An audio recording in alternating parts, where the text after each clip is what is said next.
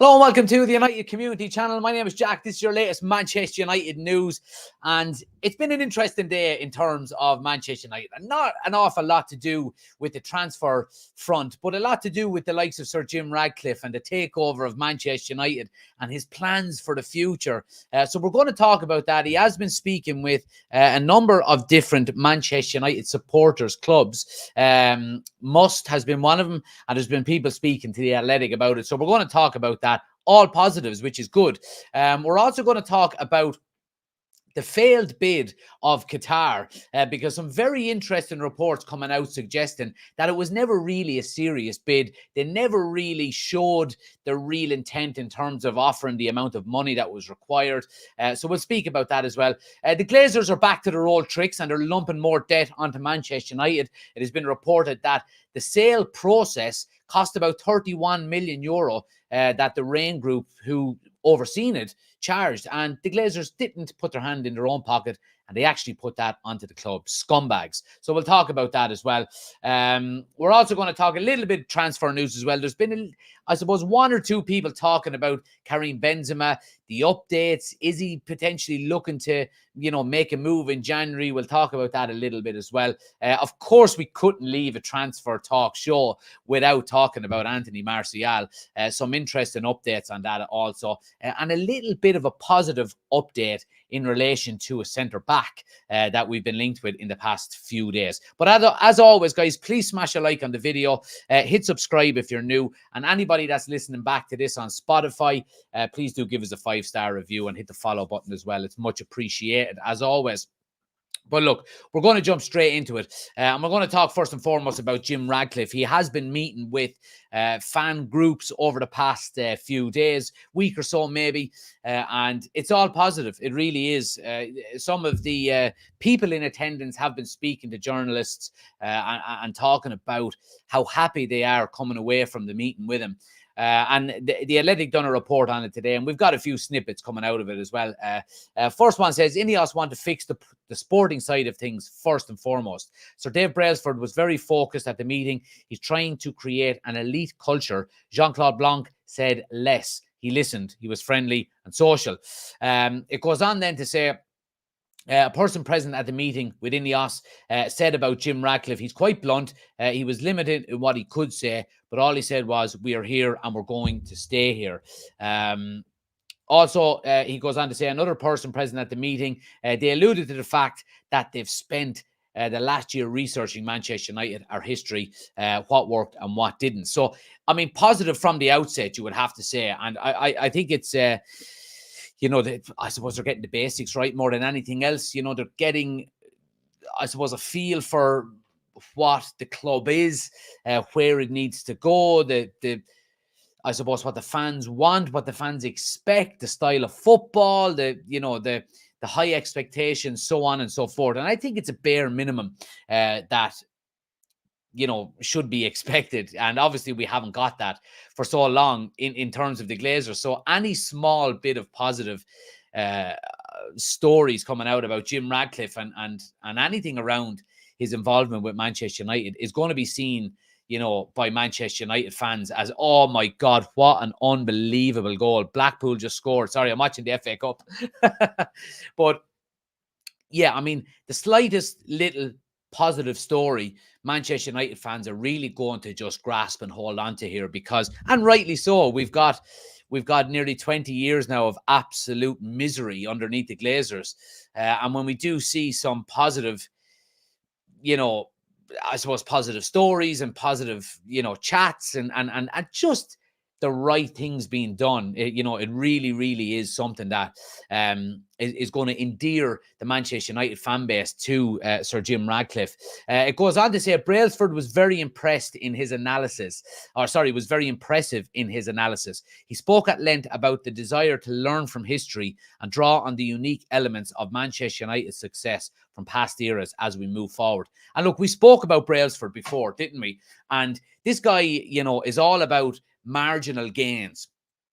And a lot of, well, not a lot, but there's been criticism, of course there is, from some areas of the fan base and of course opposition fans about this guy not having any experience with football in the past. And while that may be true, this guy is not going to be out in Carrington laying down cones on the training ground. That's not what he's about. He's about looking at the culture of the club, about, the what are we doing with our diets? What are we doing with, facilities? What are we doing with, the backroom staff, the technology within the training ground, all these kind of things. And if he can get a 1% increase on a certain player or a certain, just by changing small little things within the club, that's what he is all about. And he is supposedly an absolute master at it. Because when you look at the success that he had in the cycling world, correct me if I'm wrong, but I'm sure I am wrong here. But the cycling and like Tour de France and all this kind of stuff, marginal gains are so important. A half of 1% can mean the difference between winning and losing, and so on and so forth. And that's where he's really after making his name. So happy days in terms of that.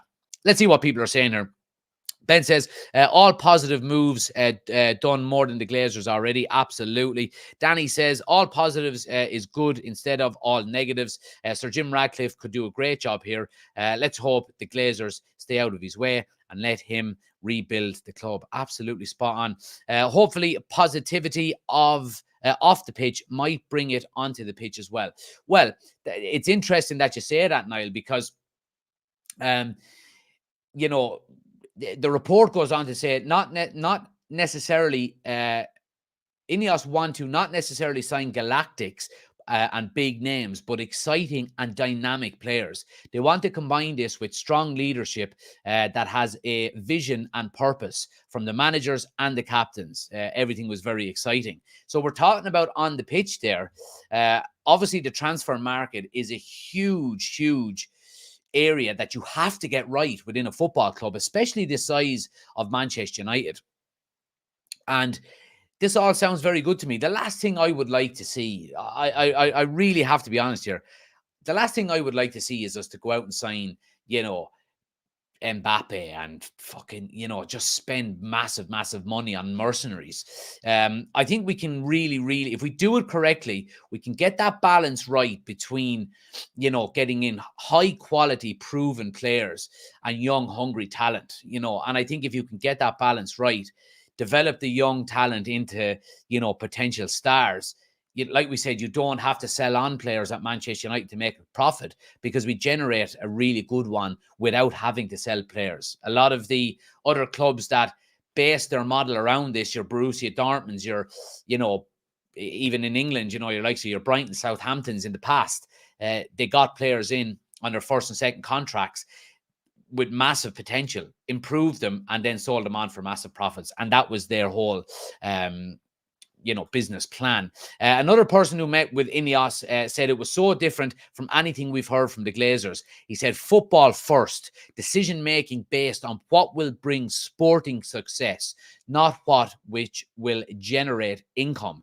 And that is absolute breath of fresh air. Me personally, and I'm sure for everybody else that's watching and listening, the fact that we're finally going to be putting the football first. I mean, it's crazy to say when you're a fucking football club, but to not being putting football operations first and foremost. We've seen over the last 10 years since Ferguson left that the goal was to try and build revenue from a global standpoint in terms of, the brand and, the United way and all this kind of stuff, off the field. But they neglected what was most important and what actually got Manchester United to the dizzying heights that we got to under Sir Alex Ferguson was the actual performances on the pitch. If you perform, and take Liverpool for an example, they haven't won massive amounts over the last, however long Klopp is there, 7 or 8 years, but they've won all the important competitions. And what has that done? It's allowed them to grow their revenue, to grow their global fan base. They're now expanding the stadium. They're able to buy, bigger and better players, so on and so forth. And that all comes to building on the pitch. if Liverpool were still the same Liverpool that were, around in the 2000s, they wouldn't be as big now as they are. And it all comes down to winning on the pitch. Man City, for example, Man City 15 years ago didn't exist, basically. And now, obviously, they're one of the biggest clubs in the world. Well, look, of course, they're, supposedly doing all of this cheating and, cooking the books and so on and so forth. But success on the pitch brings success off it. And it's great to hear the likes of Sir Jim Ratcliffe, and whoever he's putting in behind the scenes talking about this. They want success and prestige, not money. Setting the standard where you have to compete for the title and the final stages of the Champions League every year. It's not about settling for fourth place. It's so refreshing. And it really, really is. It's all positive. It really is positive. And it's what it should be. It really is. It's what it should be. We've seen, like I said, teams do it. Your Man Cities and your Liverpools and so on and so forth, build their revenue and build their global fan base because of how they play on the pitch and winning trophies. And for far too long now, Manchester United have been looking to grow the brand rather than grow our trophy cabinet. And, Jim Ratcliffe coming in and saying all this stuff is a breath of fresh air. Niall says, we want the days back when players play for the badge, not the money and the media circus that comes with the Galacticos. I agree with the first part of that, Niall, is absolutely spot on. The players playing for the badge and not the money. But I think there always will be a media circus around Manchester United. There always has been and there always will be. And it's down to the fact that they're the biggest club in the world, up there with the likes of, Real Madrid and Barcelona. So I don't think that part will ever change. But I certainly do agree with you that, you don't want to be getting more mercenaries, the likes of, who we're going to get onto in a few minutes, Anthony Martial and these types of players.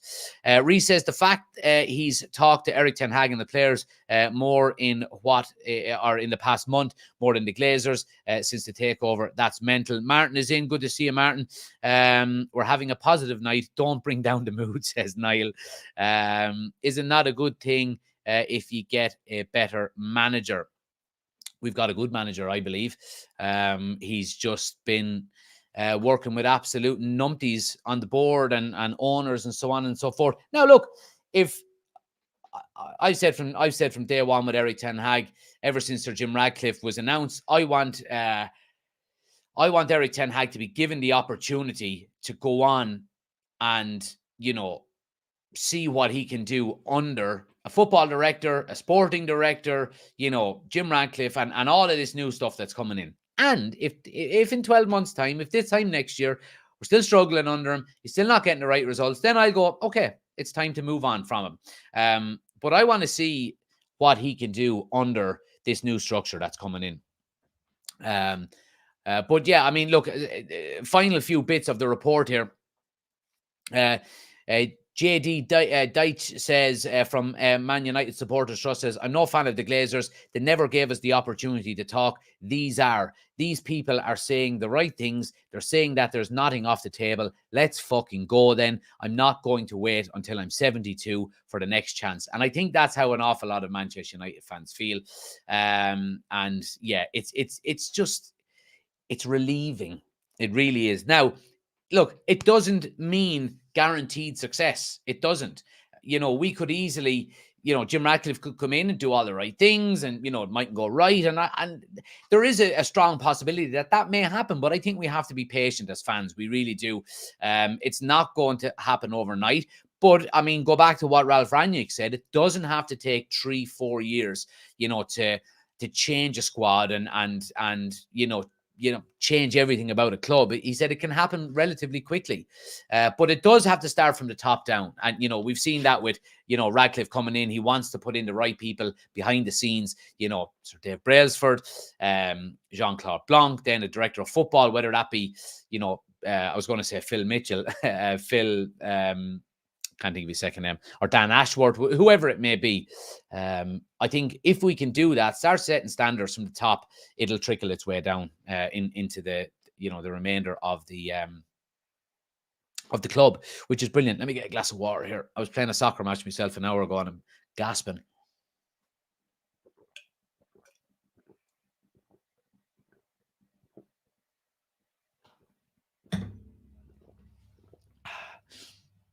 Now, onto all the positives, we have to level it out with a negative.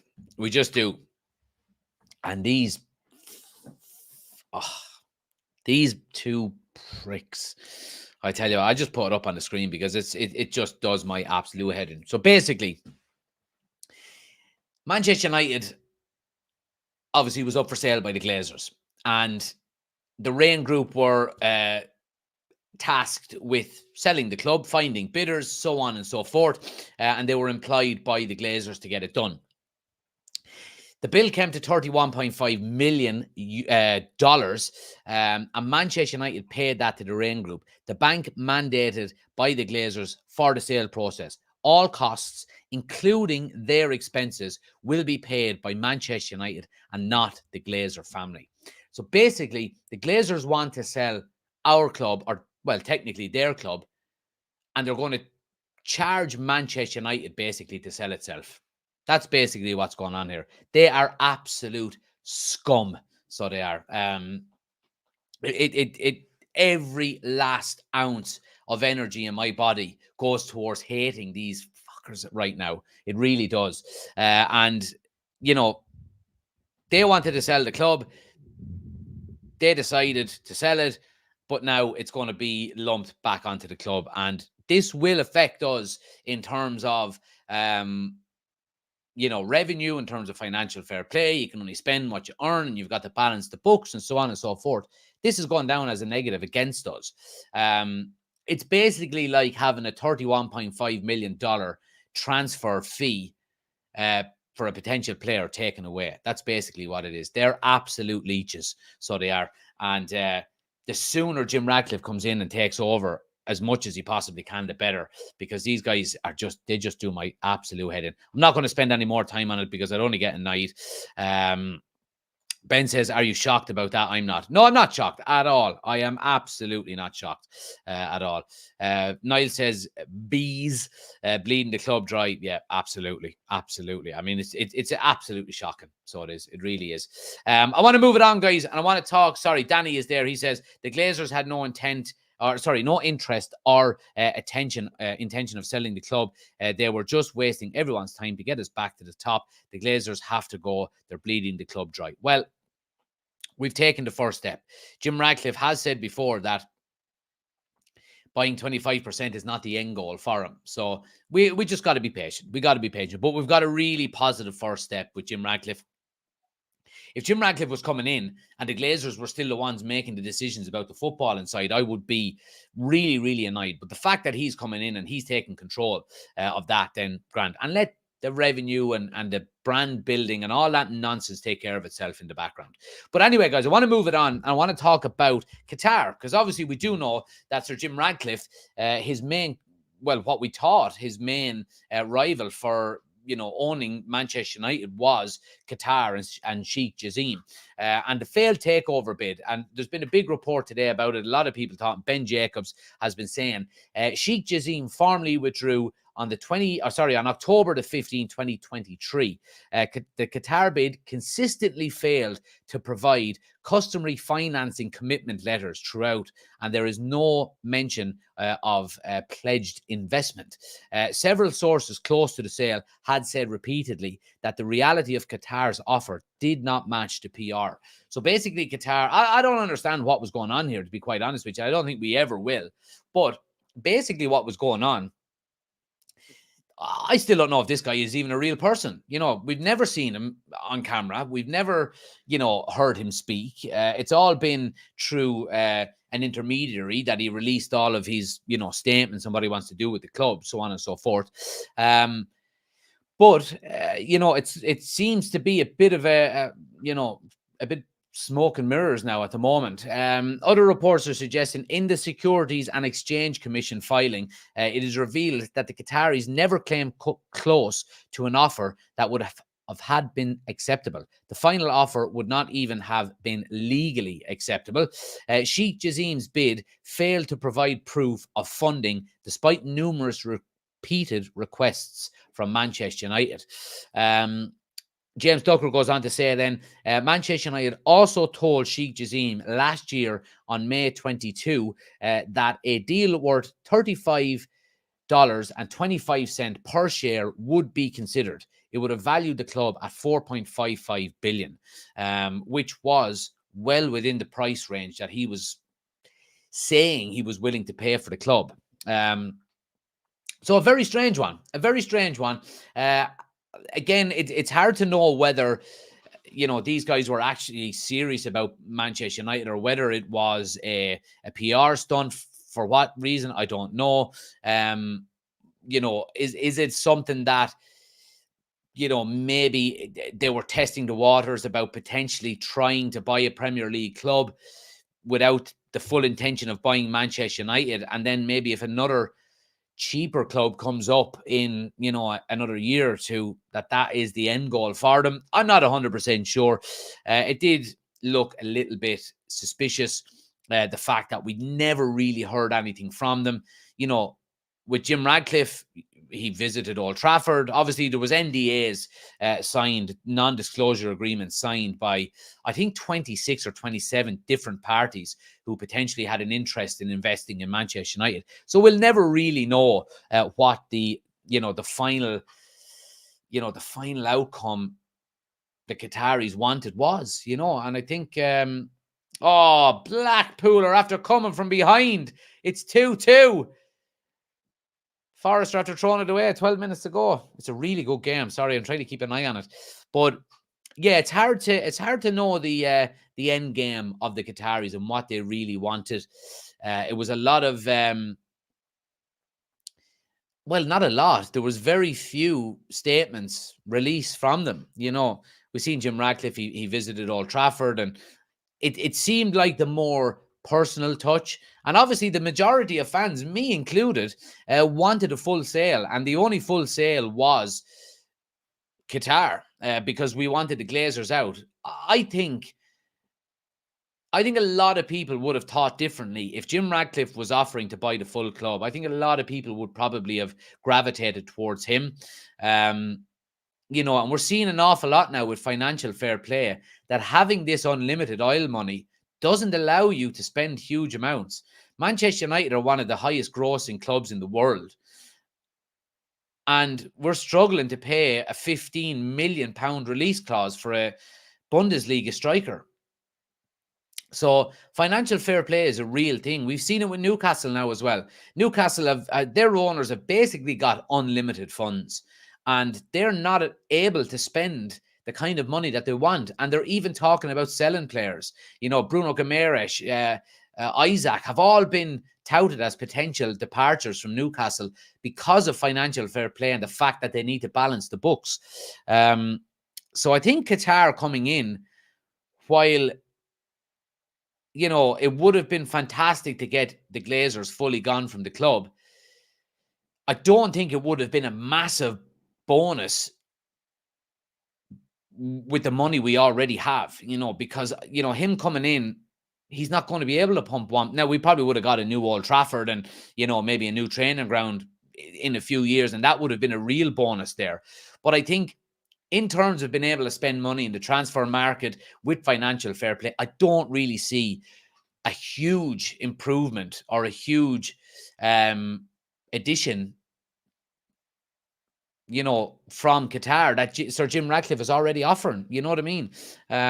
So yeah, look, I mean, it's interesting to see. Obviously, it's all behind us now. Qatar gone. Their chance is gone. They didn't pay what was being asked, and yeah, it's Jim Ratcliffe now, supposedly. Well, more than, pretty much definitely. Niall says oil money isn't helping Newcastle at the minute. Yep, absolutely. And Danny says a full sale would be the best thing for everyone. It means no more Glazers. They're the worst owners to have. I agree, Danny. A full sale is what all Manchester United fans want. It's because the Glazers are gone. But in terms of what can be invested by a new owner, Manchester United need to be a lot smarter when it comes to, how we generate revenue, sponsorship deals that we may do, and I think a huge one is being able to sell players for a profit, because that's a big one in terms of balancing the books. That allows you to go out and actually buy players. We've been atrocious at selling players in the last 10 years. Now, I understand as Manchester United, you are never going to make massive profits off of players that you buy, but you can't be letting them go for pennies. And you certainly can't be letting them go on free transfers. Paul Pogba is a huge example, left twice on a free. We've seen, we're seeing potentially Anthony Martial run down his contract. God knows what's going to happen with Jadon Sancho once his 6-month loan deal ends. So we need to get very smart and we need to get better at selling players, because it's a massive balancer of the books. But anyway, guys, want to move it on. Talk a little bit about transfers for the time being. Obviously, we've been talking about Karim Benzema over the last few days. And a report coming out from Julian Lawrence, who is a pretty reliable French journalist, says Karim Benzema is exploring his options in the January transfer window. The Premier League could be an option for Benzema, with multiple clubs, including Chelsea, showing interest. Now, we do know Chelsea are looking for a striker. We also know Arsenal are looking for a striker, and we would love another striker as well. And Rio Ferdinand has had his say on it as well. He said, Karim Benzema, how can you say no? What I would say is that the one person that needs Benzema more than anyone else right now is Rasmus Haaland. He needs somebody to look and learn from. And I agree with this 100%. And we mentioned this ourselves, didn't we, during the week? Oh, that's a penalty, surely, ref. Oh, the referee bottled it. Oh, that's a good tackle. Oh, this is a great game. Oh, sorry. Sorry, I'm getting distracted here by this. FA Cup tie is brilliant. But yeah, I mean, we mentioned it a few times over the last few days, didn't we, that Rasmus Haaland would benefit massively from the arrival of somebody like Karim Benzema. Not only would he learn so much from the likes of Benzema, watching him train every day and seeing him play, and maybe playing alongside him in certain occasions, but it would also take a lot of the pressure off of Haaland. He wouldn't have to play week in, week out, and you could rest him every now and again, because burnout is a real thing. And in a way, it's probably beneficial to the likes of Rasmus Haaland that we are out of the likes of the Champions League and the Carabao Cup, because, burnout is a real thing. And I think it's something that we really have to be careful with. We've got a 20-year-old striker leading the line for Manchester United. And we've got a backup striker who can't stay fit, and by the looks of it, we'll get onto him in a moment, is not being included by the manager at all. We need to sign a striker in this January transfer window. We just do. We really do. Otherwise, we're not going to have the upturn in our season that we're expecting, or that we would like. We're also, potentially writing off the likes of getting into the Champions League next year. And if you're talking about financial fair play and attracting players to the club, being in the Champions League is beneficial to both of them aspects. So yeah, I would love to see Karim Benzema on a 6-month loan deal if the finances were right. If we were giving him, if we paid, I don't know what he's on. Let me actually check what Benzema is on. Benzema wages in Saudi Arabia. Let's have a look.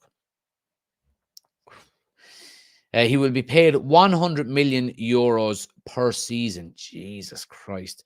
Plus a bonus of 20 million euros to work as an ambassador for the 2030 World Cup. Jesus Christ. He's on $4.12 million per week. Jesus Christ. Right. Well, I mean, obviously Manchester United, we couldn't even pay 1/10 of that. If we decided to pay 1/10 of Karim Benzema's wages for 6 months, he would automatically be the highest paid player in the club's history. Well, probably second after Ronaldo, but he'd be on we'd be paying him over 400 grand a week. So for that reason, I don't see it feasible, but I would love to see it happen.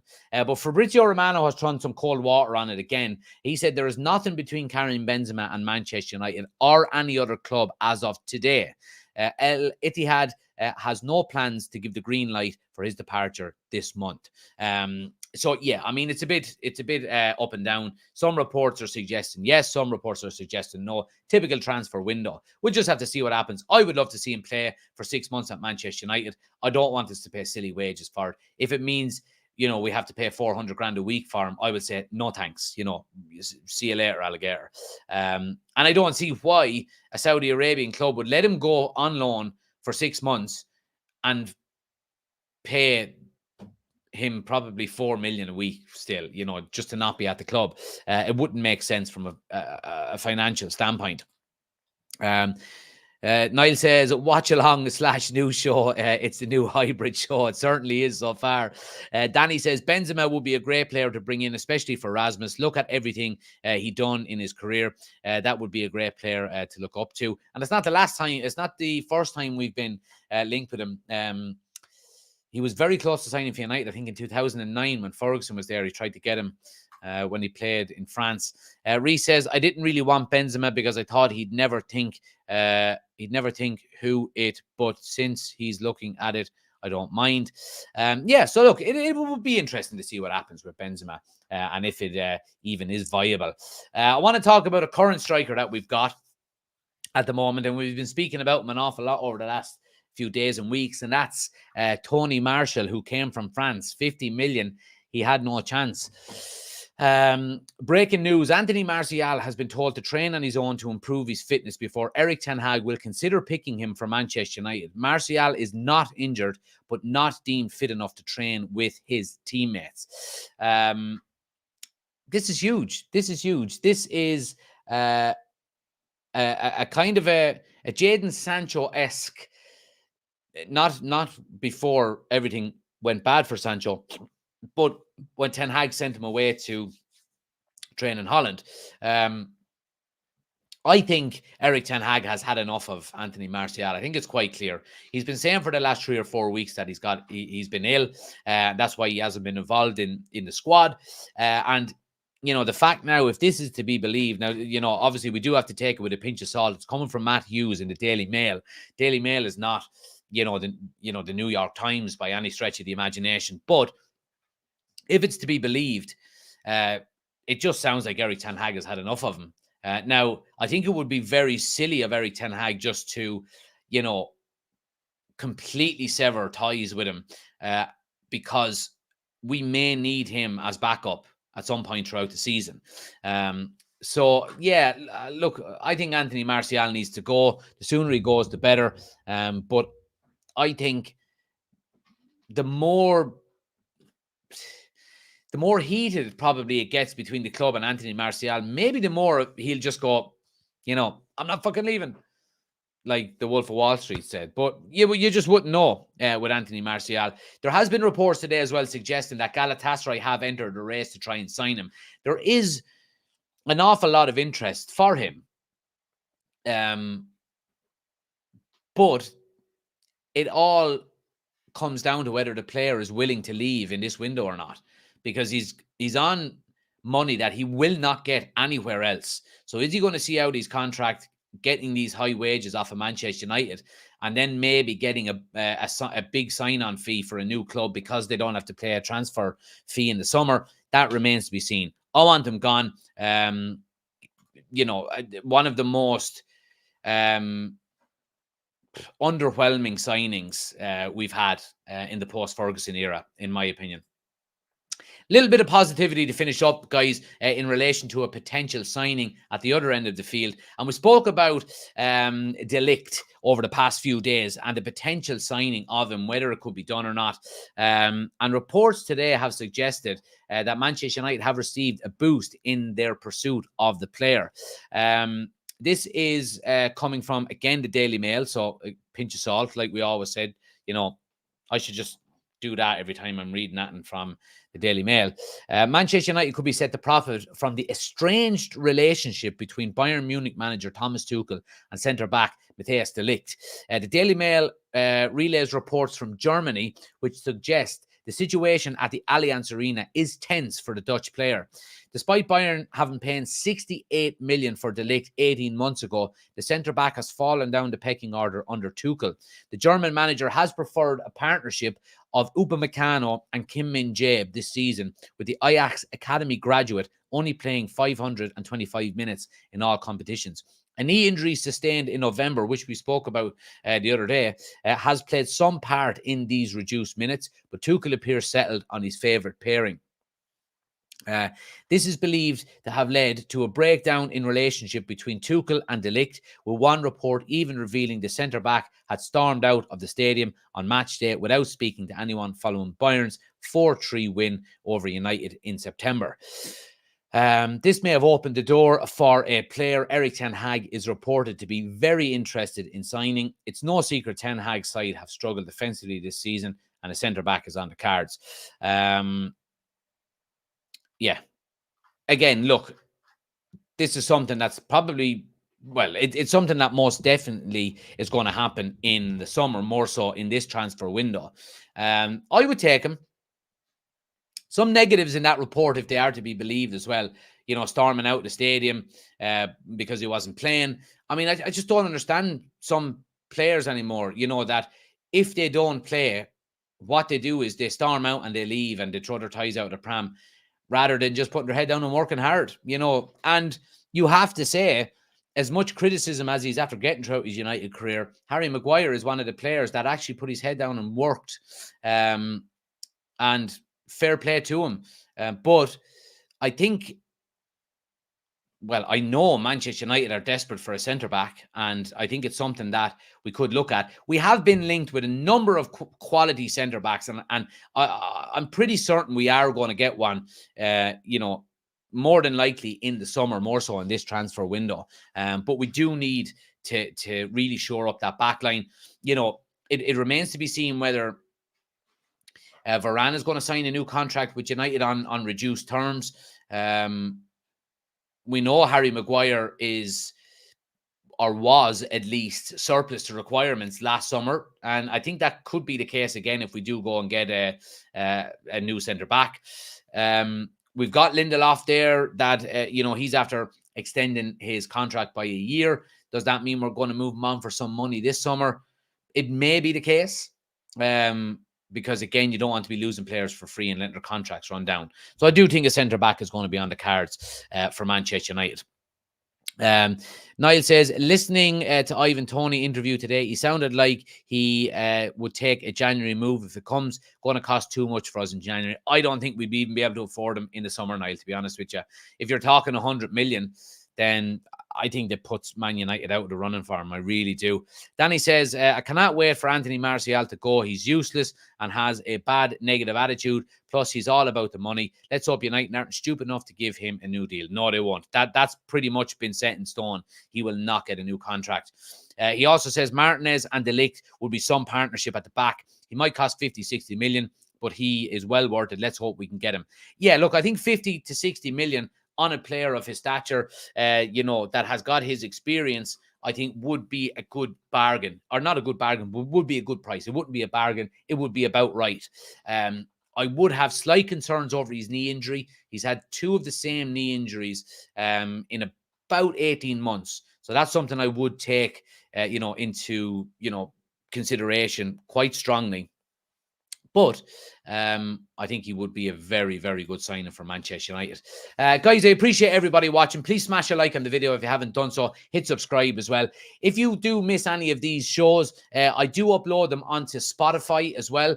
And they're up as podcasts basically straight away after each show. So if for some reason you can't watch us live on YouTube, you can listen back to us the next day. I don't know if you're out for a run or, you're in the car and you want to listen back to us. So make sure you're following us on Spotify, Apple Podcasts, wherever you listen to your podcasts. It's called United Community Podcasts. Give us a follow. Give us a 5-star review as well.